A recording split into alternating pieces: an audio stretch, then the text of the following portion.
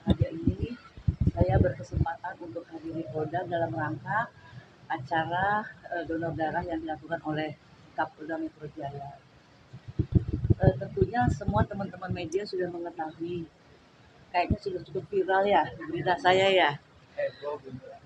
Boh, saya pribadi sebenarnya tidak menginginkan berita ini sampai naik ke permukaan. Tapi sebagai istri sah, tentunya saya perlu memperoleh satu perlindungan dan pengamanan buat saya. Saya juga kebetulan ada pengacara saya di sini, Bu Eli dan Pak Ahlan. Tentunya sebagai istri sah, telah mendapatkan bukti-bukti dari perselingkuhan yang dilakukan oleh wanita tersebut dengan suami saya. Pelakor. Mungkin apa? Pelakor, Bu. Pelakor ya? Ya. Pelakor itu artinya apa ya? Pengganggu rumah tangga orang ya? Perebut. Perebut laki orang. Perebut suami orang, laki orang. Ya. Nah, tentunya sebagai laki-laki hal perselingkuhan itu mungkin dianggap wajar kali ya. Saya juga sebagai istri bukan satu hal yang baru kalau suami atau laki-laki itu berselingkuh. Tetapi tidak hanya sebatas perselingkuhan. Ternyata di balik itu semuanya mengakibatkan adanya pemalsuan tanda tangan saya untuk sebuah aset sebagai harta bersama saya dengan suami saya. Inilah yang menjadi laporan saya di dalam akibat dari perselingkuhan itu ada pemalsuan tanda tangan saya. Berapa aset Yang baru ketahuan satu. Kalau saya tidak mencari satu perlindungan hukum, bagaimana nanti ke depannya? Kan kasihan nasib anak-anak saya. Apalagi kalau saya sudah mati. Nanti aset-aset apa lagi yang dipalsukan? Yang satu itu apa? Asetnya itu rumah di Bandung. Bahkan karena objeknya di Bandung, itu notaris juga melakukan tanda tangannya di Jakarta. Dari sini aja sudah salah gitu, ya kan? Tapi biarlah itu menjadi ranah hukum yang diwakili oleh pengacara dan pihak kepolisian. Saya hanya sebagai istri mengharapkan ada satu kebijakan dan ada satu laporan saya agar segera ditindaklanjuti karena di sini menyangkut nasib saya dan nasib anak-anak saya. Dugaannya soal perselingkuhan ini diketahui dari kapan awalnya pun? Sebenarnya sudah lama, tapi iya sebenarnya sudah lama, tapi namanya sebagai istri, saya punya tanggung jawab moral terhadap keluarga demi menjaga nama baik keluarga, nama baik saya, juga martabat dan harga diri saya. Tidak menginginkan sebenarnya masalah ini sampai ke permukaan bahkan menjadi satu konsumsi publik, tidak sama sekali menginginkan, tetapi saya merasa sebagai warga negara saya tidak sendirian, tapi saya bisa memperoleh satu keadilan, memperoleh satu perlindungan hukum. Oleh karena itu saya juga dibantu oleh pengacara, karena saya juga awam masalah hukum, saya dibantu oleh pengacara. Jadi perselingkuhan itu sendiri sudah dilakukan tuh lebih dari 2 tahun. Dan saya berharap, sangat-sangat berharap, mudah-mudahan ada satu etika baik. Suami saya sadar, wanita perempuan itu yang sebagai pelakor juga sadar bahwa ini mengakibatkan kehancuran rumah tangga saya, kehancuran keluarga saya. Mudah-mudahan mereka diberikan satu kesadaran, Allah membukakan pintu tobat untuk mereka semuanya, diampunkan segala dosa-dosa dan kesalahannya, dan suami saya bisa kembali ke keluarga dengan baik, itu harapan saya. Tetapi dalam waktu yang 2 tahun ini tidak ada etikat baik dari mereka maupun dari suami saya, ya saya sebagai warga butuh perlindungan hukum dan hal ini. Dengan orang yang sama kan yang 2 tahun yang lalu itu masih sama perempuan muda itu. Emang tahu perempuan yang mana? Yang dulu isu awal itu benar Bun masih Bun. Iya. Bun, 2 tahun masih dinafkahi tidak Bun? Iya. Sudah nggak serumah Bun waktu itu? Yang jelas suami saya sejak kena pelakor itu tidak mau kembali ke rumah. Entah kekuatan apa. Magic nggak? Ya, magic. Mungkin juga kena magic atau di luar sadar suami saya, karena tujuannya mungkin memang, apalagi sih pelakor itu tujuannya kalau bukan ke harta, ya. Apalagi dia mengakui ada surat-suratnya kepada suami saya, yang mana saya dapat surat-surat itu bahwa dia mengatakan bahwa dia cuma punya uang 20 juta untuk minta ke orang tuanya, juga orang tuanya kesulitan ekonomi. Anaknya, dia punya anak 1. Setahu saya dia punya suami India. Saya nggak tahu itu kok tiba-tiba bisa mengganggu rumah tangga saya. Tapi Bunda udah pernah kan anak-anak sudah pada besar ya. Ini ketika mengetahui masalah ini seperti apa sih, Bu? Ya semuanya ikut prihatin, semuanya ikut Bun susah, kanan. semuanya ikut sedih ya. Kok nggak menyangka ayahnya bisa seperti ini. Padahal kalau semua kenal suami saya itu orangnya sabar, orangnya baik, tanggung jawabnya besar gitu. Dan saya tidak ada masalah yang sangat prinsip dalam rumah tangga. Bahkan pembantu saya pun mengatakan nggak pernah melihat ibu berantem sama bapak, tiba-tiba ada kejadian begini. Oleh karena itu saya berharap mungkin sebulan, 2 bulan ada etika baik, ada kesadaran. Mungkin setahun sampai akhirnya lebih dari 2 tahun, ternyata memang sudah tidak ada etika baik lagi. Saya sebagai istri yang memang zalim ya, zolimi, yang mudah-mudahan ini merupakan satu jembatan untuk saya.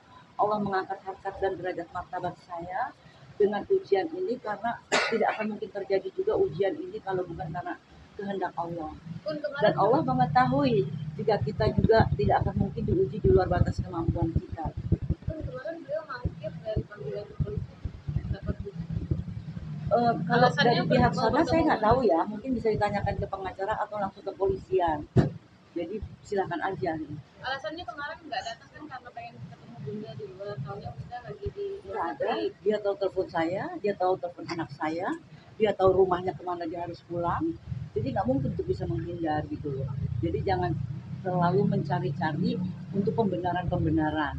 Kalau memang sudah salah ya mengakuilah kesalahan itu, karena Allah saja maha mengampuni. Masa kita enggak untuk memaafkan? Bunda, tapi Kebongkaran Bunda, perselingkuhan, kebongkaran perselingkuhan dan akhirnya Bunda tahu tentang foto perselingkuhan yang Kiman itu gimana ceritanya?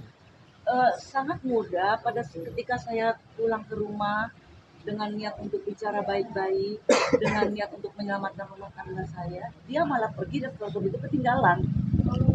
Jadi memang ini mungkin jalannya Tuhan, skenario nya Allah, sehingga telepon itu saya bisa peroleh semua data-data yang ada di situ.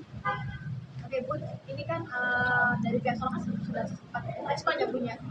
Dari Bunda sendiri menanggapi respon dari pihak suami gimana? Nggak apa-apa, semua warga punya hak untuk memperoleh satu keadilan, untuk boleh membela diri.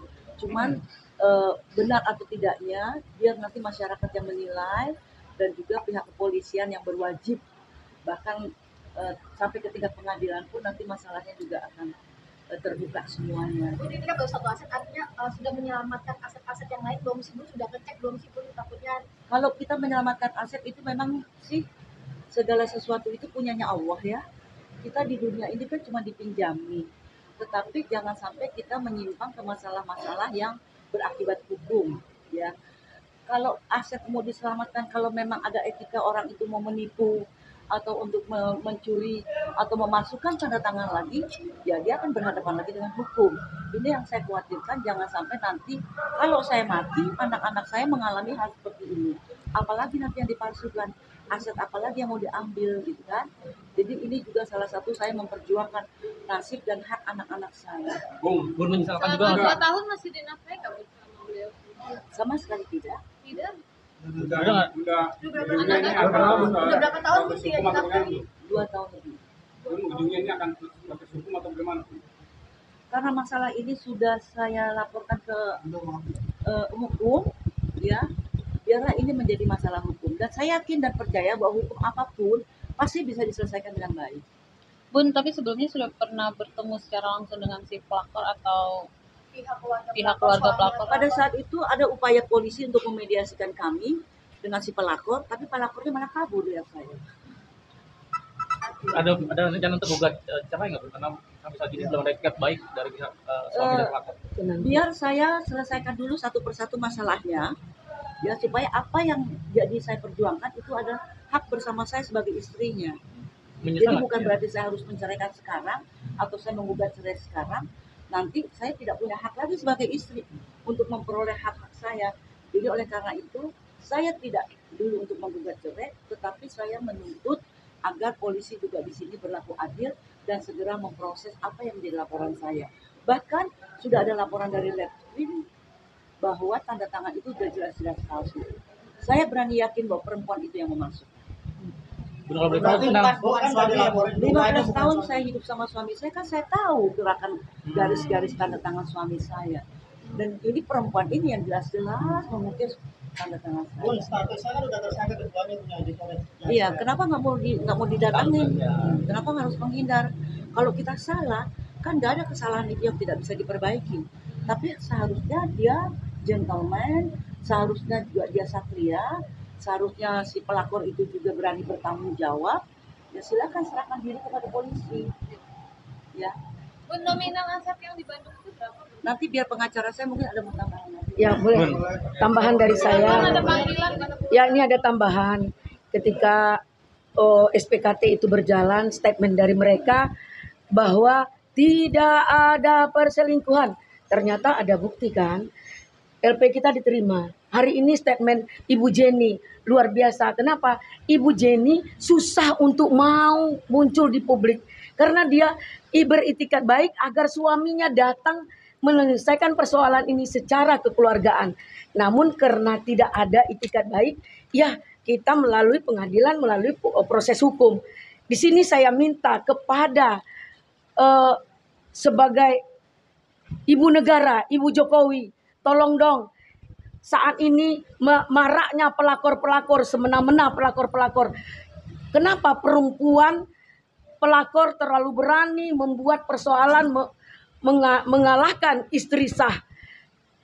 Kita minta peran aktif dari istri Pak Jokowi untuk sebagai ibu negara. Karena ini moral anak bangsa. Ini moral perempuan yang ada di Indonesia ini. Sehingga karena dibiarkan, karena banyak pelakor-pelakor semena-mena gitu. Dan seenaknya saja melukai hati istri sah.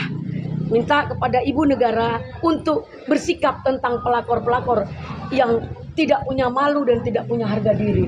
Supaya tidak banyak lagi korban-korban. Supaya tidak ada lagi korban-korban lain. Ayo dong ibu negara selaku perempuan, prihatin dong dengan perempuan yang kena zolim oleh pelakor-pelakor. Kadang-kadang suami ibu baik. Jadi terjeratnya orang baik itu selalu terjerat dengan persoalan seperti ini. Kalau dia bandit atau orang jahat, dia nggak pernah terjerumus. Itu mungkin dalam penilaian kita.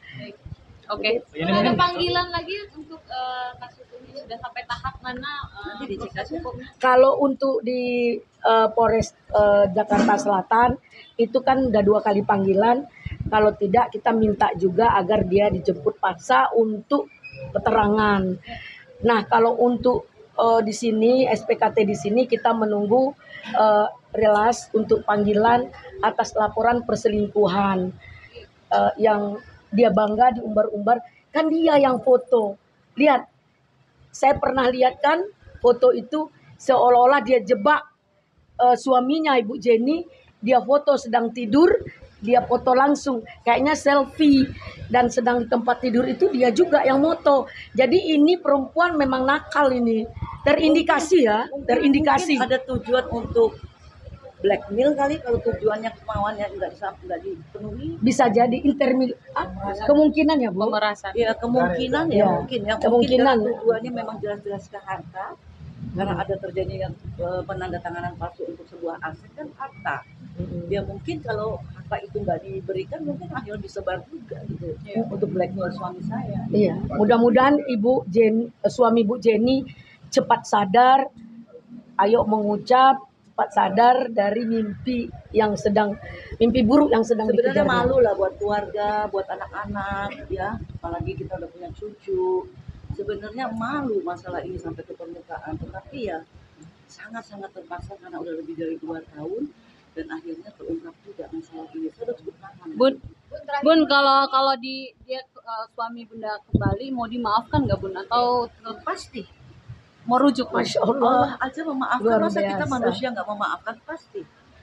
Dan semua itu pasti ada jalan, ada kebaikan ya. Mudah-mudahan harapan saya semuanya akan menjadi baik dan si pelakor itu menjadi sadar, jangan juga menimbulkan korban-korban pada laki-laki yang lain.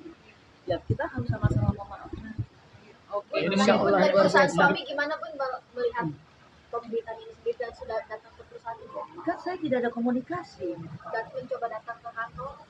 tidak ada Belum sama ada sekali. Kalau enggak kan saya nggak nunggu sampai 2 tahun begini.